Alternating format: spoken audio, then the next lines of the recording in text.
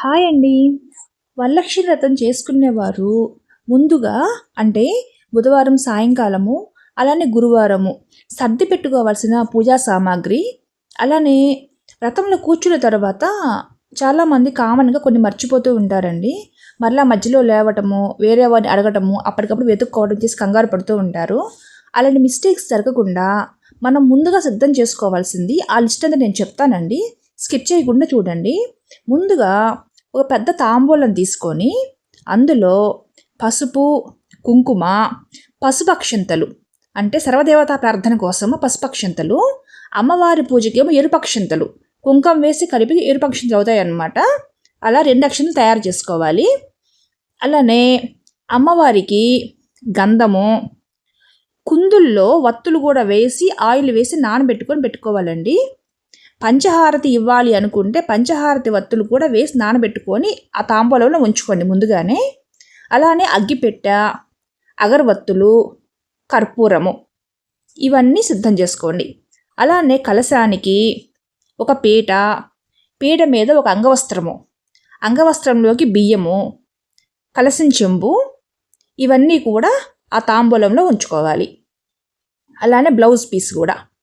తరువాత ఒక దారానికి చక్కగా పసుపు రాసి, ఈ వీడియోలో నేను చూపిస్తానండి, అలా చుట్టలాగా చుట్టుకొని పెట్టుకోండి. ఎందుకంటే కలశానికి దారం చుట్టాలి. రెండోది మనకి తోరానికి కూడా పసుపు రాసిన దారం కావాలండి.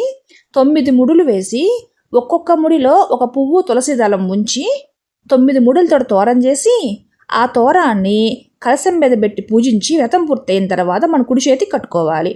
కాబట్టి దానికి మనకి పసుపు దారం అవసరం కాబట్టి ముందుగానే పసుపు రాసుకొని ఆరనిచ్చి ఒక చుట్టలాగా చుట్టుకొని ఆ తాంబూలను పెట్టుకోండి. అలానే కొబ్బరికాయలు 2, ఒకటి కలశం మీదకి ఒకటి కొట్టడానికి. ఇంకా ఇంట్లో మీకు ఎన్ని అవసరమో అన్ని ఏర్పాటు చేసుకోండి. చక్కగా పీస్ తీసుకొని ఇవి కూడా మనకి గురువారం మధ్యాహ్నానికి సిద్ధంగా ఉంచుకోవాలండి.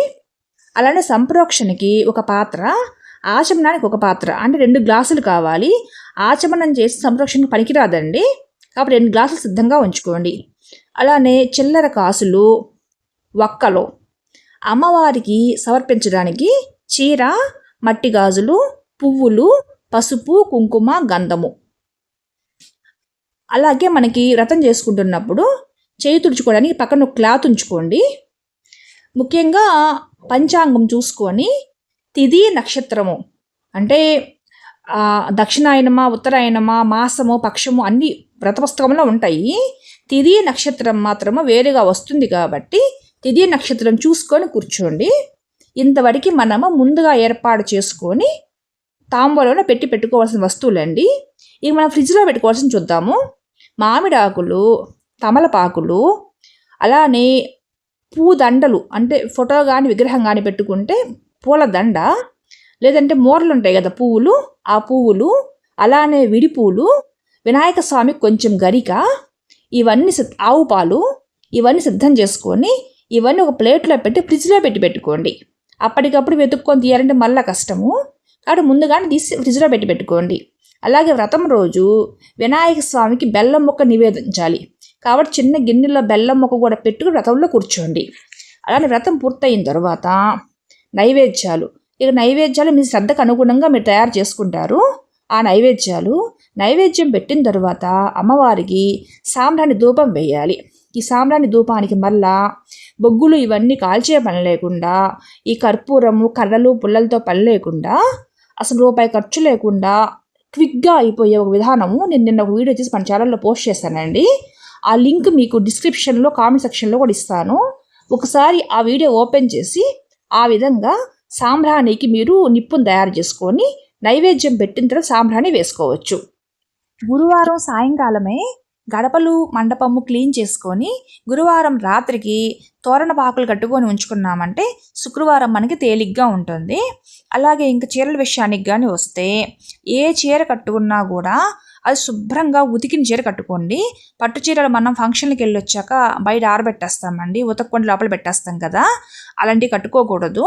ఉతికింది మాత్రం కట్టుకోండి. ఏ కలర్ అయినా పర్వాలేదు, రెడ్ అయితే మరీ మంచిది.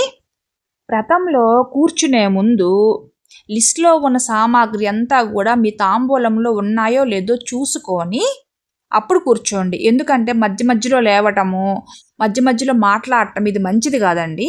కాబట్టి ముందే చెక్ చేసుకొని కూర్చోండి.